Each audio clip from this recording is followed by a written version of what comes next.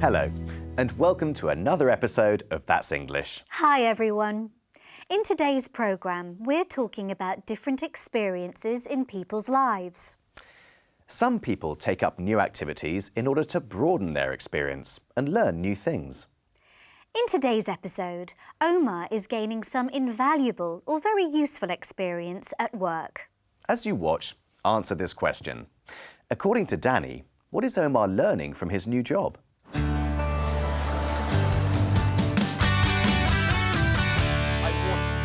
I warn you not to grow your business because they'll come after you. 0 and lift off. Penthouse flat at this block in One Hyde Park in Knightsbridge. How was your day? Not too bad, thanks. So the job's working out for you? Is the job working out for me? Well, to begin with, it was pretty confusing and rather stressful. Was it? I remember when I started my job, I would make a mistake with something and panic. But I've learned to take a deep breath if things go wrong. In the first week, I made every mistake in the book, but I've gained invaluable experience. I'm learning to deal with difficult situations. You said it would be ready on Thursday. Yes, Mrs. Walker.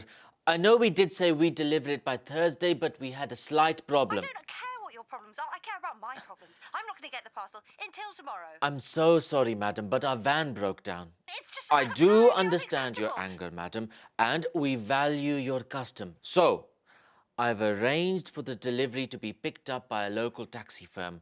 Your packages will be with you before lunchtime. Okay, yeah, thank you. That's no problem, madam. And I apologize once again for the delay.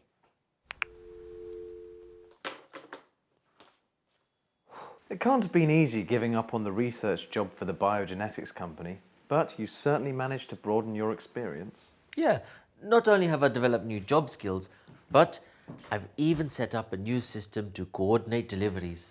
Sorry, to coordinate what? To coordinate deliveries. It's not that easy, you know. We can't take on this extra work unless we subcontract the deliveries. But we can't do that without authorisation. What are we supposed to do? What are we supposed to do? Stay calm. We can do this.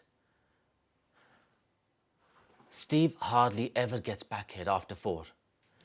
And Steve's van is coming back empty from Milton Keynes. If he went over to Northampton to pick up the supplies instead of Keith, then we would free up a van to pick up the extra packages. Problem solved. So, you've got a new career in logistics. I've got a new career in what? Logistics is organising the movement of goods to customers. With the growth of online shopping, effective logistics is essential. Well, it's not rocket science. It's just about staying calm and working out solutions. But it's challenging because you have to have good problem-solving skills as well as people management skills. That's true. Well, wait till you've heard what happened today. We had some deliveries to make. One was some notepads for an accountancy firm and another was some counting toys for a primary school. Unfortunately, we were understaffed and we had a lot of other orders to complete. How about a coffee? No, come on, let's get this lot finished first. So the counting toys are for St Luke's Primary School. That's right. Make sure they go in the right van.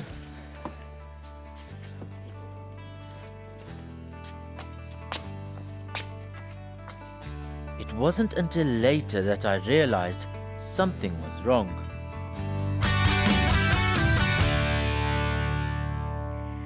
Omar is very good at logistics, the organisation of moving goods to customers. Did you answer the question? According to Danny, what is Omar learning from his new job? With the growth of online shopping, effective logistics is essential. Well, it's not rocket science. It's just about staying calm and working out solutions. But it's challenging because you have to have good problem-solving skills as well as people management skills. Omar is learning problem-solving and people management skills. He's also learning effective logistics. In the video, we heard Omar asking for clarification using interrogative pronouns like what, where, when. So, You've got a new career in logistics. I've got a new career in what? Samantha, I'm going to Aitutaki for my next holiday. You're going where? It's one of the Cook Islands. Right. We also form short echo questions with the auxiliary verb and subject. Well, to begin with, it was pretty confusing and rather stressful. Was it? Kieran, I've never worked for a logistics company. Haven't you? No, but I organised my sister's wedding. Did you? Omar was telling Danny that he and Craig had one delivery to make to a primary school and another to an accountancy firm. As you watch, answer this question. What goes wrong with the delivery and how does Omar fix the problem?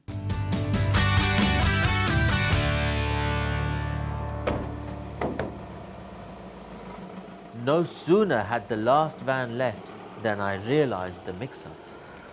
Did you put order 4859 in Steve's van? Did I do what? Did you put the counting toys in Steve's van? Yeah, I might have done. Oh, no, you didn't. That's awful. What's wrong? They should have gone in the other van. Oh, what a disaster. Not only have we sent the school package to the accountancy firm, but we've also sent the accountancy package to the school. Have we? We can't have been that stupid. The accountants will have got all the Buggy Beats counting frames. And the school aren't going to be very happy with their accounts notepads. Oh dear. This is all rather awkward. How embarrassing, eh? What are we going to do?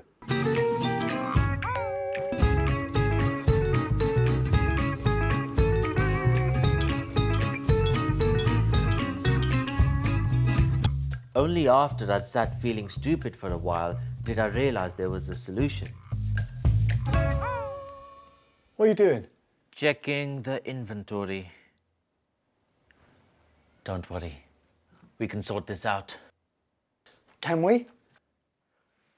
Hi, Steve. Where are you? Okay, you've done the Jackson drop-off. No! Don't go to the accountant's next. Come straight back here. Steve, just trust me. Do what I say, please.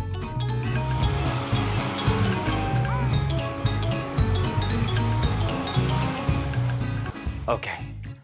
I've spoken to both drivers. Bill's not going to deliver the wrong package to the school, and Steve's on his way back. So, let's get the correct orders ready for when he gets here. Hardly had I hung up when Craig jumped up and set to work.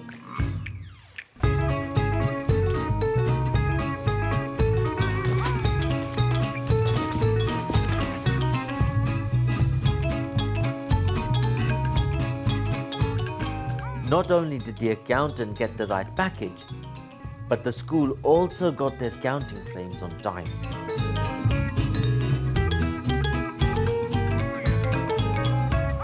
You know, I've gone through some painful experiences, but I've learned so much from my mistakes. In the past, I would give up and think how useless I was. It must have been really difficult for you when you started. You've done brilliantly. Well, I'm certainly getting some practical experience and more confidence.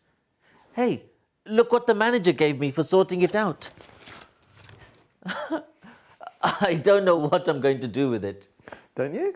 Well, I'll send it to my niece in Liverpool. It's her birthday on Friday. That's lucky. But you better post it tomorrow at the latest if you want it to be delivered to her on time. Okay, Omar, you can stop managing the logistics now. Omar's really good at staying calm under pressure. Yes, he is. Did you answer the question? What goes wrong with the delivery and how does Omar fix the problem? Oh, what a disaster. Not only have we sent the school package to the accountancy firm, but we've also sent the accountancy package to the school. Okay, I've spoken to both drivers. Bill's not going to deliver the wrong package to the school, and Steve's on his way back.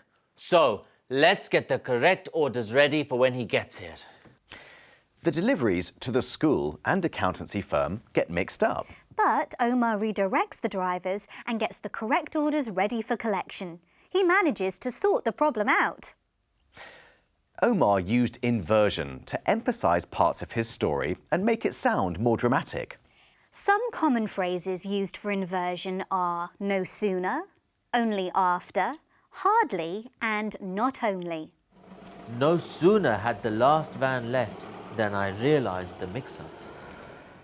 Only after I'd sat feeling stupid for a while did I realise there was a solution. Hardly had I hung up when Craig jumped up and set to work. Not only did the accountant get the right package, but the school also got their counting frames on time. To form an inverted sentence, we use the interrogative form after the phrase. Not only has Omar gained valuable experience, but he also enjoys his job. But with only after, the inversion is in the second part of the sentence. Only after he'd fixed the problem was he able to relax.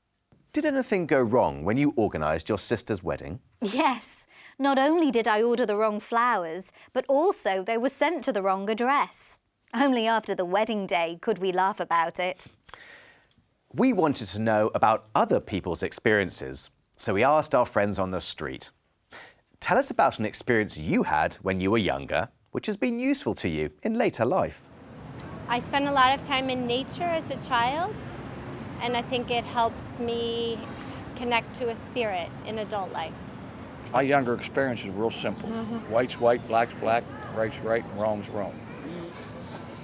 So I just try to do the right thing every day.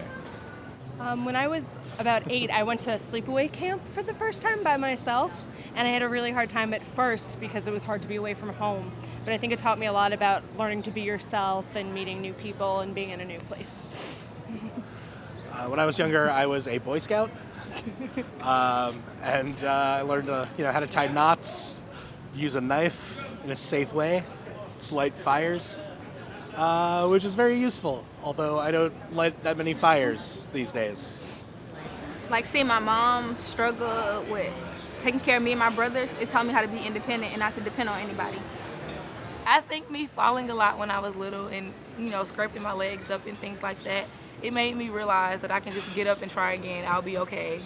When I was a teenager, I spent a summer in France when my French was quite limited, and it gave me an immersion in the sense of being an outsider, and I think helped me develop empathy for people who have a sense that they don't belong and would like to.